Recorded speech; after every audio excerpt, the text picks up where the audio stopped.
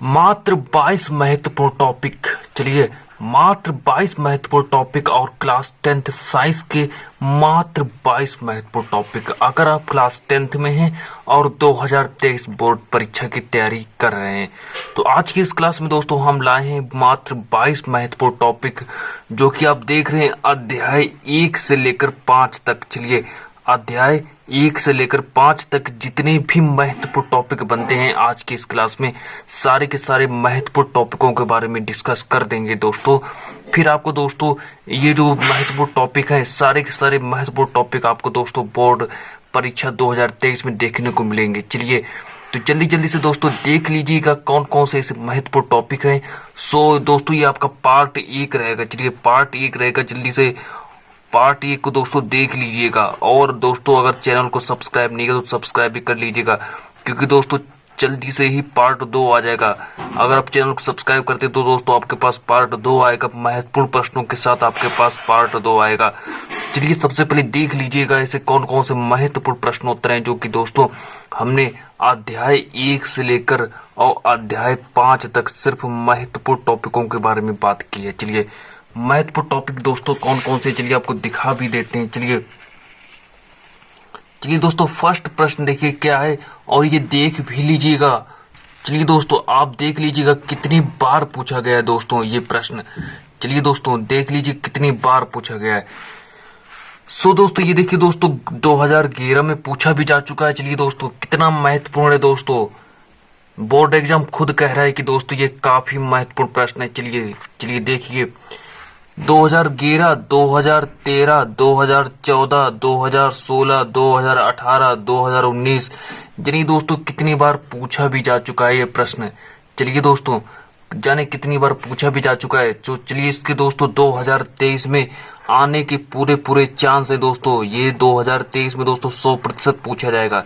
जब दोस्तों ये 2011 में पूछा गया, 2013 में पूछा गया, 14 में पूछा गया, 16 में पूछा गया और 18 में पूछा गया, 2019 में पूछा गया, तो दोस्तों ये 2023 में 100% आएगा दोस्तों। मैंने लिख कर रख दिया है, ये दोस्तों 2023 में 100% आएगा। ऐसे ही दोस्तों हम 22 महत्वपूर्ण टॉपिकों के बारे में बात करेंगे, और सिर्फ दोस्तों वो 22 अगर आपने महत्वपूर्ण टॉपिक पढ़ लिए ना तो दोस्तों आपको सारे के सारे महत्वपूर्ण प्रश्न आपको 2023 बोर्ड परीक्षा में देखने को मिलेंगे।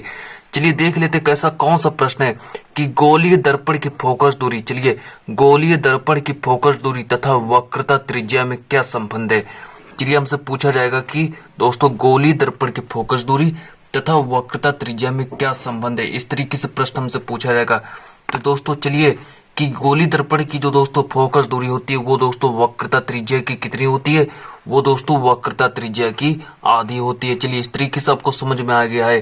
चलिए गोलीय दर्पण की जो दोस्तों फोकस दूरी होती है वो वक्रता त्रिज्या की आधी होती है। चलिए ये देखिए फोकस दूरी लिखा मैंने F और R। चलिए R को मैंने त्रिज्या माना और बटे में मैंने 2 लिख दिया। चलिए इतना समझ में आया। और पहले आप लोग देख लीजिएगा कि ये जो प्रश्न कितनी बार पूछा भी जा चुका है। चलिए इस प्रश्न को नोट कर लीजिएगा और महत्वपूर्ण यहाँ पर लिख लीजिएगा, वेरी वेरी इंपॉर्टेंट। चलिए यहाँ पर लिख लीजिएगा, वेरी वेरी इंपॉर्टेंट प्रश्न है और काफी ऐसे महत्वपूर्ण प्रश्न और आपको देखने को मिलेंगे। चलिए बढ़ते प्रश्न नंबर 2 की ओर। चलिए बढ़ते प्रश्न नंबर 2 की ओर और जल्दी जल्दी से स्क्रीनशॉट भी इसका आप ले लीजिएगा। जल्दी से स्क्रीनशॉट लीजिएगा और ये भी देख लीजिए प्रश्न कितनी बार आया है। चलिए जल्दी जल्दी से स्क्रीनशॉट लीजिएगा और साथ में ये भी देखते जाइए कि ये जो महत्वपूर्ण टॉपिक है कितनी बार दोस्तों पूछा गया है। चलिए 2013 में आया है प्रश्न। चलिए दोस्तों 2013 में आया है और देख लीजिए 2015 में पूछा गया है दोस्तों। चलिए 2015 में पूछा गया है और आगे देख लेते 2019 में पूछा गया और साथ ही साथ में दोस्तों ये 2020 में भी पूछा जा चुका है। चलिए दोस्तों 2020 में पूछा जा चुका है। क्या प्रश्न क्या कह रहा है कि किस दर्पण से वस्तु का प्रतिबिंब, चलिए किस दर्पण से वस्तु का दोस्तों जो प्रतिबिंब है वो सदैव ही सीधा, आभासी व छोटा दिखाई देता है। चलिए किस दर्पण से दोस्तों जो वस्तु का जो दोस्तों प्रतिबिंब है वो कैसे दिखाई देता है, सीधा और आभासी व छोटा दिखाई देता है। इस तरीके से प्रश्न हमसे पूछा जाएगा दोस्तों। चलिए लिख लीजिएगा, वो हमारा आंसर इसका क्या होगा, लिख लीजिएगा, इसका आंसर होगा उत्तल दर्पण। चलिए उत्तल दर्पण इसका आंसर होगा। और ये दोस्तों लगातार कितनी बार पूछा गया है, 1 2 3 4 बार पूछा गया है। और ऐसे जाने कितने साल तक ये दोस्तों पूछा जाएगा और जाने कितनी बार पूछ लिया गया है 2023 बोर्ड में पूछा जाएगा, ये आप लोग दोस्तों लिख कर रख लीजिएगा। चलिए अब हम बढ़ते हैं प्रश्न नंबर अपने, जो मेरा प्रश्न नंबर जो दोस्तों थर्ड है, थर्ड क्या रहेगा। चलिए थर्ड प्रश्न नंबर देख लेते हैं। जो मेरा प्रश्न नंबर जो दोस्तों 3 रहेगा वो क्या रहेगा, क्या कह रहा है प्रश्न, पहले आप लोग समझिए कि प्रश्न क्या कह रहा है, जल्दी से समझिए। और ये भी देख लीजिए कितनी बार पूछा गया है। ये दोस्तों 2018 से पहले दोस्तों ये 2016 में भी पूछा जा चुका है, 2015 में भी दोस्तों ये पूछा जा चुका है। इसीलिए दोस्तों हमने सीधे 2018 में दोस्तों आया है, 2019 में आया है, 2020 में आया है। चलिए कितनी बार आया है दोस्तों, चलिए। और इसकी कोई गिनती भी नहीं है दोस्तों, ये कितनी बार दोस्तों प्रश्न पूछा गया है, और जो कि काफी इंपॉर्टेंट प्रश्न है। चलिए दोस्तों ऐसे ही महत्वपूर्ण प्रश्नों को देखने के लिए हमारे चैनल को जल्दी से सब्सक्राइब कर लीजिएगा, क्योंकि दोस्तों अगर आपको 2023 में अगर आपको दोस्तों मिनिमम आपको दोस्तों 90% का अगर आपको दोस्तों स्कोर टांगना है, चलिए 90% का अगर आपको 2023 में स्कोर टांगना है तो जल्दी से चैनल को सब्सक्राइब करिए और दोस्तों बेल आइकन को भी दबा दीजिएगा। चलिए बेल आइकन को भी दबा, ताकि हर एक वीडियो आपके पास आए और आप एक अच्छी तैयारी भी कर सकें। चलिए जल्दी से चैनल को सब्सक्राइब करिए और दोस्तों और बने रहिए, अंत तक बने रहिए, ताकि सबसे महत्वपूर्ण टॉपिक है ये दोस्तों। चलिए देखते हैं इसका आंसर क्या होगा कि सड़क पर लगे बल्बों के पीछे, जो दोस्तों सड़क पर जो दोस्तों बल्ब लगे होते हैं उनके पीछे किस प्रकार के परावर्तक दर्पण का प्रयोग होता है, या फिर किस प्रकार के परावर्तक दर्पण का उपयोग किया जाता है। चलिए जल्दी से बताइए इसका आंसर दोस्तों क्या होगा, जल्दी से बताइए। इसका राइट आंसर दोस्तों लिख लीजिएगा, उत्तल दर्पण का। उत्तल दर्पण होता है दोस्तों, उत्तल दर्पण का कह रहे हैं सड़क पर लगे बल्बों के पीछे किस प्रकार के परावर्तक दर्पण का प्रयोग किया जाता है। दोस्तों उत्तल दर्पण का प्रयोग करते हैं और इस दर्पण का उपयोग दूरदर्शी में भी किया जाता है। चलिए लिख लीजिएगा, इसका प्रयोग कहाँ करते हैं दोस्तों, इसका प्रयोग दूरदर्शी में भी किया जाता है। चलिए लिख लीजिएगा, इसका प्रयोग दूरदर्शी में करते हैं। जल्दी से लिख लीजिएगा। अब हम बढ़ते प्रश्न नंबर 4 की ओर। चलिए प्रश्न नंबर जो 4 वो दोस्तों हमसे देखिए क्या कह रहा है कि एक दर्पण की फोकस दूरी एफ है। चलिए ये 2019 और दोस्तों 2020 में भी पूछा जा चुका है, जो कि काफी इंपॉर्टेंट है दोस्तों, बहुत ही इंपॉर्टेंट है। 2020 और 2019 में पूछा गया है और इससे पहले दोस्तों ये कई बार भी दोस्तों प्रश्न पूछा भी जा चुका है। चलिए कर लेते हैं बात की दोस्तों, एक दर्पण की फोकस दूरी कितनी है, एफ है। चलिए दर्पण की फोकस दूरी एफ मान लिया मैंने, और दिया जाता है यदि इसे 2 भागों में काट दिया जाता है। चलिए एक दर्पण की फोकस दूरी एफ है, यदि अगर इसे हम कितने भागों में काटें, यदि इसे दोस्तों अगर हम 2 भागों में काट दें तो दोस्तों प्रत्येक भाग की जो फोकस दूरी है वो क्या होगी।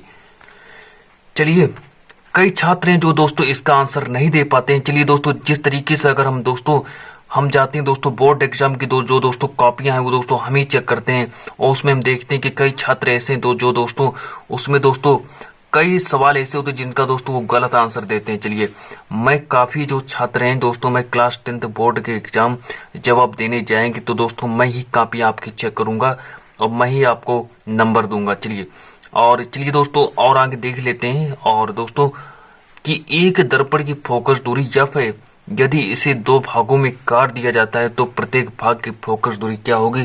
तो चलिए देख लेते हैं फोकस दूरी क्या होगी और इसके आंसर के बारे में बात कर लेते हैं। चलिए आंसर देख लेते हैं क्या है कि दर्पण को काटने पर, चलिए दर्पण को काटने पर फोकस दूरी के मान में कोई परिवर्तन नहीं होगा। चलिए अतः फोकस दूरी एफ ही रहेगी। चलिए फोकस दूरी जो दोस्तों है वो हमारी एफ ही रहेगी, कोई परिवर्तन नहीं होगा दोस्तों, फोकस दूरी हमारी एफ ही रहेगी। चलिए बढ़ते हैं प्रश्न नंबर 5 की ओर बढ़ते हैं। प्रश्न नंबर 5, चलिए प्रश्न नंबर 5 की ओर बढ़ते हैं। कई छात्र हैं जो दोस्तों इस प्रश्न का भी आंसर जो है दोस्तों गलत दे देते हैं, और लेकिन दोस्तों ये आपका दोस्तों सही है।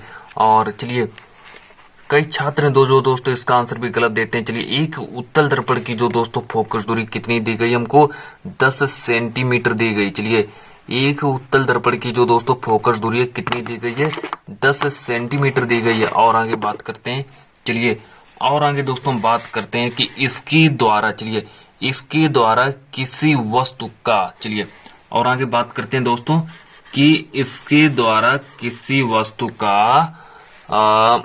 वस्तु का प्रतिबिंब, चलिए प्रतिबिंब अधिक से अधिक कितनी दूरी पर बनाया जा सकता है। चलिए काफी इंपॉर्टेंट है दोस्तों। और जो प्रश्न है उसी में दोस्तों इसका आंसर छिपा हुआ है। चलिए उसी में इसका आंसर छिपा हुआ है। चलिए बात करते हैं आगे कि एक उत्तल दर्पण की फोकस दूरी 10 सेंटीमीटर है।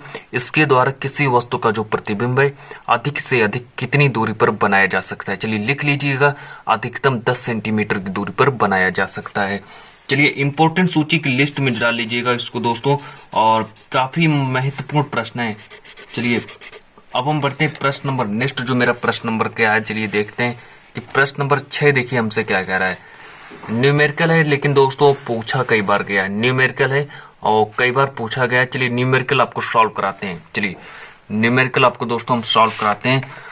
चलिए देख लीजिएगा दोस्तों न्यूमेरिकल किस प्रकार से सॉल्व करते हैं, और हम आपको न्यूमेरिकल जो है सॉल्व करके दिखाते हैं। चलिए सबसे पहले देख लीजिएगा कि प्रश्न में क्या कहा गया है। चलिए सबसे पहले दोस्तों देख लीजिएगा कि प्रश्न में क्या कहा गया कि एक अवतल दर्पण की वक्रता त्रिज्या कितनी दोस्तों दी गई हमको, 40 सेंटीमीटर दी गई। चलिए एक अवतल दर्पण की जो दोस्तों वक्रता त्रिज्या दी गई है 40 सेंटीमीटर दी गई है।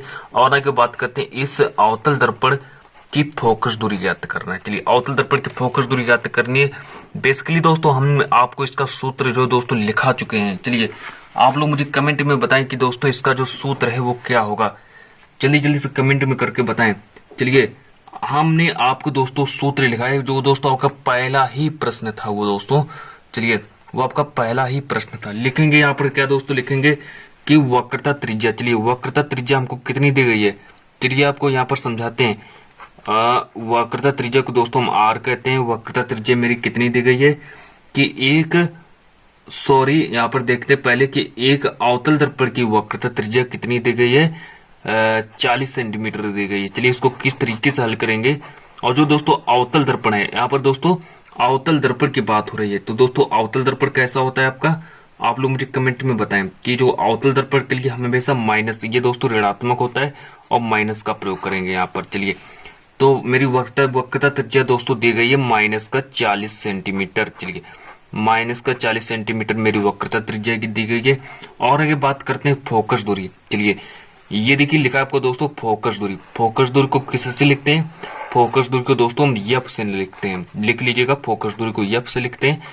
और देखिए आगे वक्रता त्रिज्या को दोस्तों हम आर से व्यक्त करते हैं। वक्रता त्रिज्या को आर से व्यक्त करते हैं, लिख लीजिएगा आर से व्यक्त करते हैं। 2014 में पूछा गया प्रश्न ये हमारा, और इससे पहले जिन्हें कितनी बार पूछा गया है और जिन्हें कितनी बार पूछा जाएगा। चलिए वक्रता त्रिज्या दोस्तों मेरी 40 सेंटीमीटर दी गई। फिर देखते हैं दोस्तों फोकस दूरी।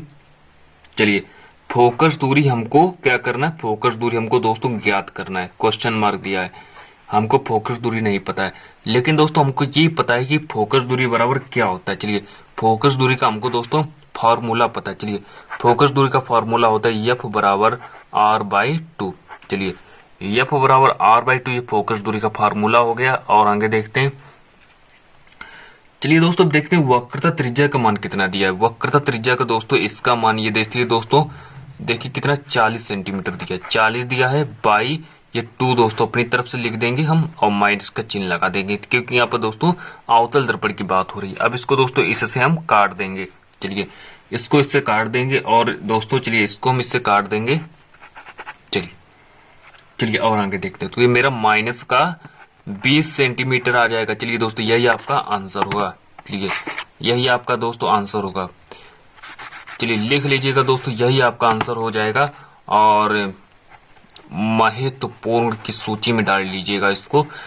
चलिए महत्वपूर्ण है और यही आपका आंसर हो जाएगा। चलिए अब हम और आगे बढ़ते हैं, प्रश्न नंबर 7 की ओर बढ़ते हैं। चलिए प्रश्न नंबर 7 देखिए हमारा क्या कह रहा है। जो प्रश्न नंबर 7 है दोस्तों, ये भी दोस्तों 2013 में पूछा भी जा चुका है। लेकिन दोस्तों ये जब मैंने दोस्तों पेपर दिया था बोर्ड क्लास 10th का, तब भी दोस्तों ये प्रश्न मेरा में पूछा गया था, जिसका मैंने दोस्तों राइट आंसर लिख दिया था। तब भी दोस्तों मेरे में प्रश्न पूछा गया था जब मैंने दोस्तों क्लास 10th में 2000 मतलब कि बोर्ड परीक्षा की जब हमने दोस्तों तैयारी की थी, जब हमने दोस्तों बोर्ड परीक्षा का एग्जाम दिया था, तब दोस्तों मेरे में आया था। और हमसे दोस्तों कहा कि प्रश्न में क्या कहा गया था कि दोस्तों किस रंग के प्रकाश के लिए कांच का जो दोस्तों अपवर्तनांक है वो अधिकतम होता है। चलिए, किस रंग के प्रकाश के लिए कांच का अपवर्तनांक अधिकतम होता है? चलिए, किस रंग के प्रकाश के लिए कांच का अपवर्तनांक अधिकतम होता है, जल्दी से कमेंट में बताइए।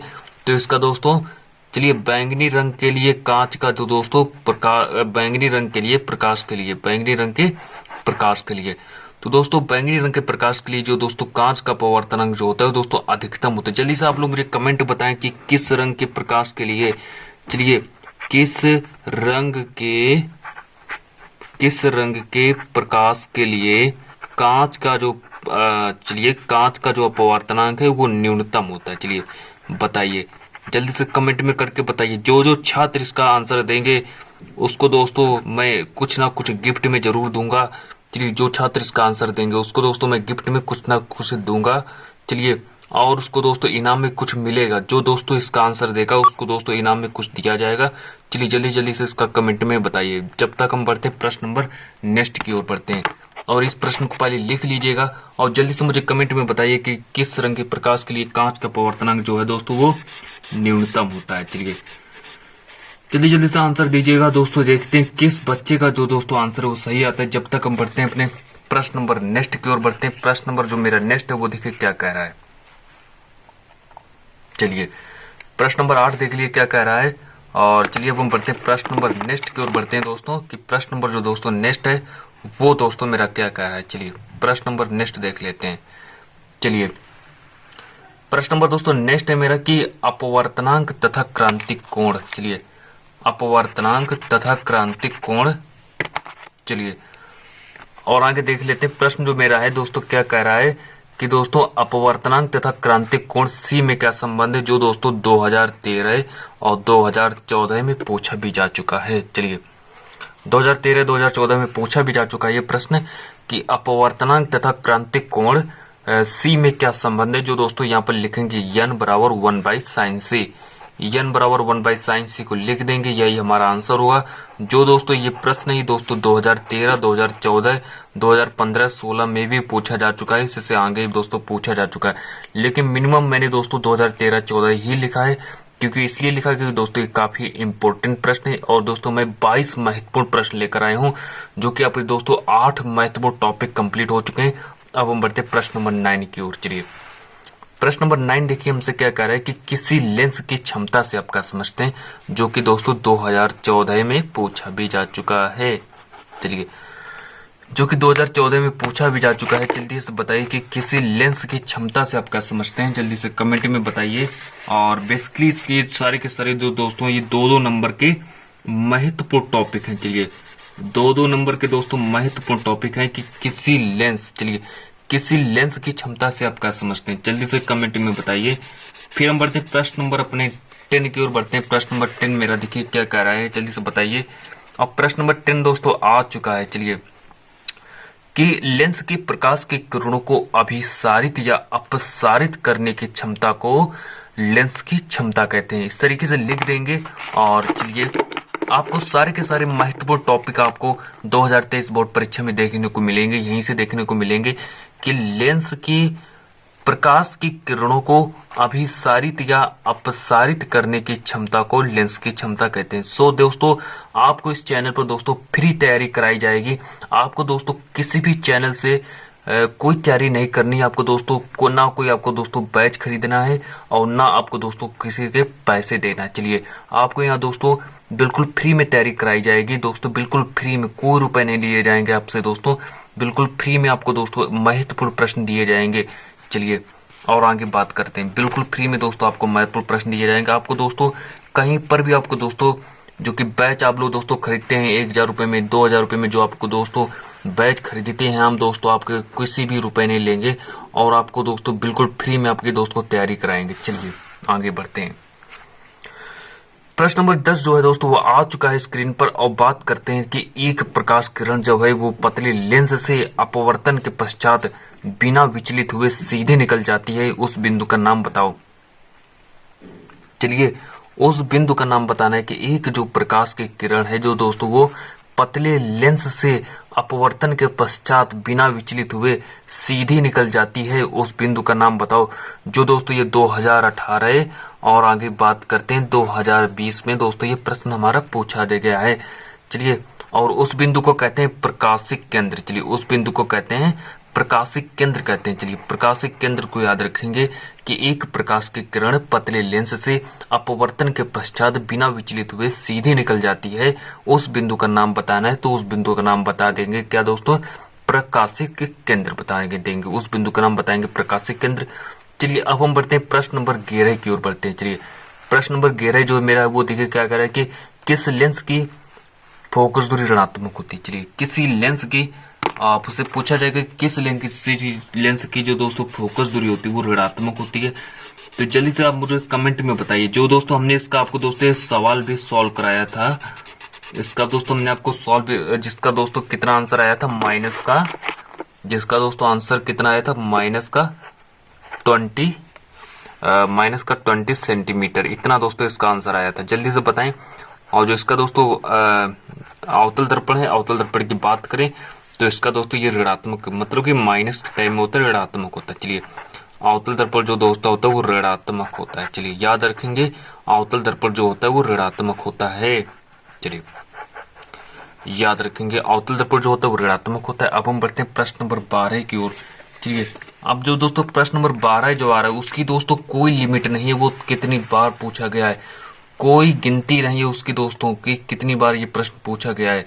चलिए 2014, 2007 में पूछा गया है, 2019 में आया, 2016, 2018, इससे पहले दोस्तों ये 2003, 2004, 2005, 6 जिन्हें कितनी बार पूछा गया है। चलिए इस प्रश्न को लिख लीजिएगा। सारे 22 महत्वपूर्ण टॉपिक हैं और 22 के 22 सारे के सारे महत्वपूर्ण टॉपिक हैं। चलिए बात करते हैं कि मनुष्य की आंख में रेटिना का क्या कार्य होता है। चलिए मनुष्य की आंख में रेटिना का क्या कार्य होता है। 2023 में फिर से इसके आने बहुत चांस है। चलिए दोस्तों 100% इसका आने के चांस है। 2023 में दोस्तों 100% आएगा। चलिए कि मनुष्य की आंख में जो दोस्तों रेटिना का कार्य होता है वो लिख लीजिएगा, वस्तु का प्रतिबिंब बनाना। चलिए वस्तु का प्रतिबिंब बनाना। चलिए लिख लीजिएगा कि मनुष्य की आंख में जो दोस्तों रेटिना का कार्य होता है वो दोस्तों वस्तु का प्रतिबिंब बनाना होता है। चलिए बढ़ते हैं प्रश्न नंबर 13 की ओर। चलिए प्रश्न नंबर 13 की ओर बढ़ते हैं और दोस्तों इसको आप काट दीजिएगा। चलिए ये जो आपको दोस्तों दिया है कि अवतल दर्पण, इससे में दोस्तों कोई मतलब नहीं है। चलिए ये दोस्तों आपका बेकार हो जाएगा, इससे दोस्तों कोई मतलब नहीं है और इसको दोस्तों आप ऐसे काट सकते हैं, इससे ये दोस्तों आपका पूरा गलत हो जाएगा। चलिए प्रिंटिंग में थोड़ा दोस्तों मिस्टेक हो गया था, जब दोस्तों प्रिंटिंग इसकी निकल रही थी तो दोस्तों थोड़ा प्रिंटिंग में मिस्टेक हो गया था। यहाँ पर जो दोस्तों अवतल, चलिए दोस्तों यहाँ पर उत्तल दर्पण था लेकिन दोस्तों अवतल दर्पण लिखना था, इसलिए दोस्तों प्रिंटिंग में थोड़ा मिस्टेक हो गया। चलिए आगे बढ़ते हैं कि निकट दृष्टि दोष निवारण हेतु किस प्रकार के लेंस का प्रयोग किया जाता है। चलिए निकट दृष्टि दोष के निवारण के लिए किस प्रकार के लेंस का प्रयोग करेंगे, तो लिख लीजिएगा अवतल दर्पण का प्रयोग करेंगे। और जल्दी से मुझे कमेंट में बताएं कि दूर दृष्टि दोष निवारण के लिए किस प्रकार के पेन का प्रयोग करेंगे, किस प्रकार के लेंस का प्रयोग करेंगे। दूर दृष्टि दोष दूर करने के लिए किस प्रकार के लेंस का प्रयोग करेंगे, जल्दी से कमेंट में बताएं। और लिख लीजिएगा ये दोस्तों 2011, 2014 में पूछा गया है। और पार्ट 2 में दोस्तों इससे और भी महत्वपूर्ण टॉपिक आएंगे, पार्ट 2 में इससे और भी महत्वपूर्ण टॉपिक आएंगे। तो जल्दी से चैनल को सब्सक्राइब करिए और जल्दी से इन प्रश्नों को लिखिए। चलिए फिर हम बढ़ते हैं आगे प्रश्न नंबर 14 की ओर। और प्रश्न नंबर 15 दोस्तों आपके स्क्रीन पर ला रहे हैं, जल्दी से दोस्तों स्टार्ट करिएगा। प्रश्न नंबर 14 देख लीजिए क्या है। चलिए प्रश्न नंबर 14 के बारे में बात करते हैं कि प्रश्न नंबर 14 क्या है। बहुत ही महत्वपूर्ण प्रश्न है और आप देख लीजिएगा ये प्रश्न किन किन जगहों पर पूछा गया और कितना महत्वपूर्ण टॉपिक है ये दोस्तों। चलिए बात करते हैं कि दीर्घ दृष्टि दोष, चलिए दीर्घ दृष्टि दोष निवारण के लिए, दीर्घ दृष्टि दोष निवारण के लिए किस प्रकार के लेंस का उपयोग किया जाता है। चलिए दीर्घ दृष्टि दोष के निवारण के लिए किस प्रकार के लेंस का प्रयोग किया जाता है? इसकी दोस्तों कोई लिमिट नहीं, कितनी बार पूछा गया ये प्रश्न। 2005 में आया है, 2011 में आया है, 2013 में आया है, 2014 में आया है। लिख लीजिएगा इसका आंसर दोस्तों, उत्तल लेंस होता है। और दोस्तों 22 महत्वपूर्ण टॉपिकों के बारे में बात करेंगे। अभी तो दोस्तों 15-14 महत्वपूर्ण टॉपिक हुए हैं। अभी दोस्तों आपके 6 महत्वपूर्ण प्रश्न और शेष हैं, जो कि दोस्तों इनसे और महत्वपूर्ण टॉपिक आएंगे अभी दोस्तों पार्ट 2 में। तो दोस्तों पार्ट 2 देखने के लिए चैनल को भी सब्सक्राइब करें। पार्ट 2 देखने के लिए अगर आप दोस्तों पार्ट 2 देखना चाहते हैं तो जल्दी से, पता नहीं दोस्तों दोबारा आपके पास मेरा चैनल आए या ना आए, तो अभी इसे ही सब्सक्राइब करके रख लीजिएगा। चलिए दोस्तों, वरना बाद में पछताओगे। चलिए नेक्स्ट प्रश्न है प्रश्न नंबर 15। प्रश्न नंबर 15 की दूरदृष्टि दोष दूर करने के लिए चश्मे में किस प्रकार के लेंस का प्रयोग करना होगा? चलिए दोस्तों दूरदृष्टि दोष जो होता है, अगर दोस्तों हम दूरदृष्टि दोष को दूर करना चाहते हैं, चलिए दूरदृष्टि दोष को दोस्तों दूर करने के लिए चश्मे में किस प्रकार के लेंस का प्रयोग करना चाहिए? चलिए कमेंट में बताइए कि दूरदृष्टि दोष दोस्तों दूर करने के लिए किस प्रकार के लेंस का प्रयोग करना चाहिए। और नेक्स्ट जो प्रश्न है मेरा, वो प्रश्न आने वाला है। चलिए तो दोस्तों इसका राइट आंसर आप लोग लिख लीजिएगा। इसका राइट आंसर होगा आपको दोस्तों क्या, उत्तल दर्पण हो जाएगा। चलिए इसका आंसर क्या होगा दोस्तों, उत्तल दर्पण हो जाएगा। इसका राइट आंसर क्या हो जाएगा, उत्तल दर्पण हो जाएगा। चलिए कि दूरदृष्टि दोष दूर करने के लिए चश्मे में किस प्रकार के लेंस का प्रयोग करना होगा? तो लिख लीजिएगा, उत्तल दर्पण का प्रयोग करेंगे। अब हम बढ़ते हैं प्रश्न नंबर 16 की ओर। प्रश्न नंबर 16 की ओर बढ़ते हैं। सारे के सारे महत्वपूर्ण टॉपिक हैं और प्रश्न नंबर 16 पहले देख लीजिएगा कितनी बार पूछा गया है। 2019 में आया है, 2014 में आया है, 2015 में पूछा गया है। 3 बार प्रश्न पूछा गया है और ना जाने कितनी बार दोस्तों ये प्रश्न पूछा गया है।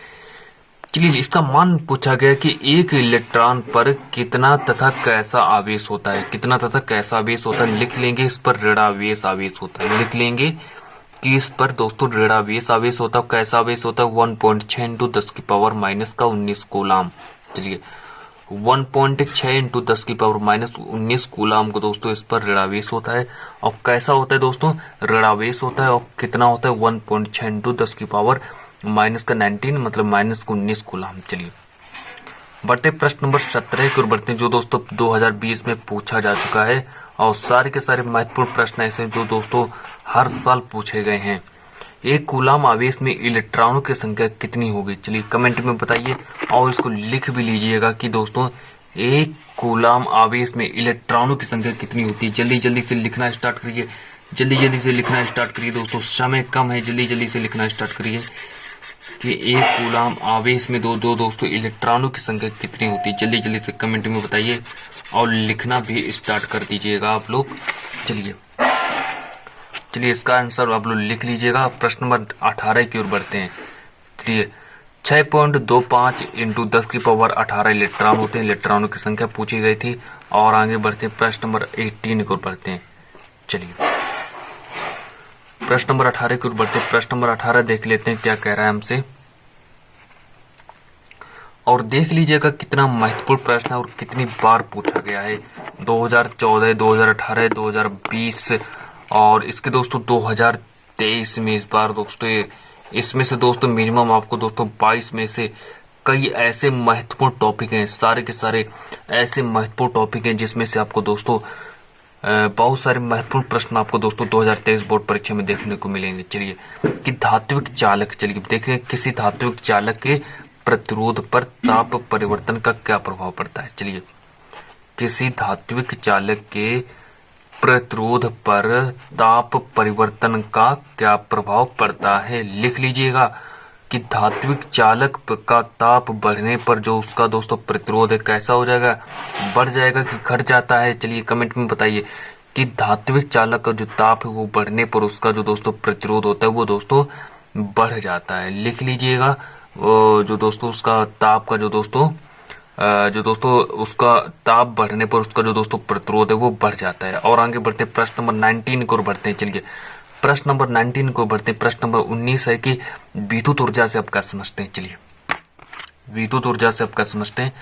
और आप लोग पहले इसका स्क्रीनशॉट ले लीजिएगा, फिर हम आगे बढ़ते हैं और आपको समझाते हैं कि दोस्तों विद्युत ऊर्जा से आप क्या समझते हैं। चलिए विद्युत ऊर्जा से आप क्या समझते हैं। और दोस्तों ये हमसे दोस्तों कितनी बार पूछा गया, 2011 में आया है, 2016 में आया है और आगे देख लीजिएगा 2019 2020 में आया है। कितनी बार, 1 2 3 4 बार प्रश्न पूछा गया है। और इससे पहले ना जाने दोस्तों कितनी बार प्रश्न पूछा गया है। इससे पहले दोस्तों प्रश्न कई बार पूछा जा चुका है। चलिए लिख लीजिएगा इसका आंसर। किसी चालक में विद्युत आवेश, चलिए किसी चालक में विद्युत आवेश प्रवाहित करने में जो ऊर्जा व्यय होती है उसे विद्युत ऊर्जा कहते हैं। चलिए किसी चालक, कहने का मतलब है किसी चालक में विद्युत ऊर्जा प्रवाहित करने में जो ऊर्जा व्यय होती है उसी को हम विद्युत ऊर्जा कहते हैं। चलिए इतने महत्वपूर्ण टॉपिक आपको दोस्तों कोई नहीं बताएगा, तो दोस्तों ये इतनी महत्वपूर्ण टॉपिक आपको कोई नहीं बताएगा। चलिए और आगे बढ़ते हैं, प्रश्न नंबर 20 की ओर बढ़ते हैं। चलिए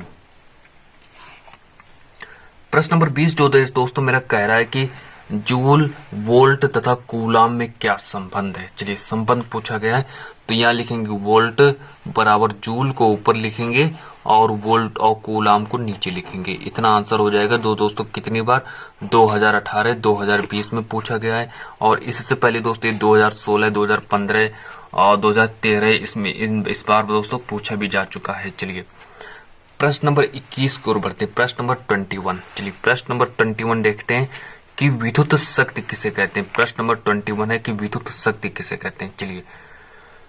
चलिए विद्युत शक्ति किसे कहते हैं, 2020 में आया हुआ प्रश्न है कि विद्युत शक्ति किसे कहते हैं। कि सो इसका जो दोस्तों आप लोग पहले इसका दोस्तों फार्मूला किस तरीके से होगा, इसका पहले फार्मूला समझ लेते हैं कि विद्युत सामर्थ्य बराबर होता है व्यय विद्युत ऊर्जा। चलिए व्यय विद्युत ऊर्जा बटे समय। चलिए व्यय विद्युत ऊर्जा बटे समय, ये आपका दोस्तों इसका फार्मूला हो गया कि दोस्तों व्यय विद्युत ऊर्जा बटे समय फार्मूला हो गया। चलिए बिल्कुल दोस्तों आपके मैं, या मान लीजिए दोस्तों आपके मैंने 85, चलिए 85 से दोस्तों 95 के बीच दोस्तों आपके मैं साइंस में मार्क्स दिला दूंगा।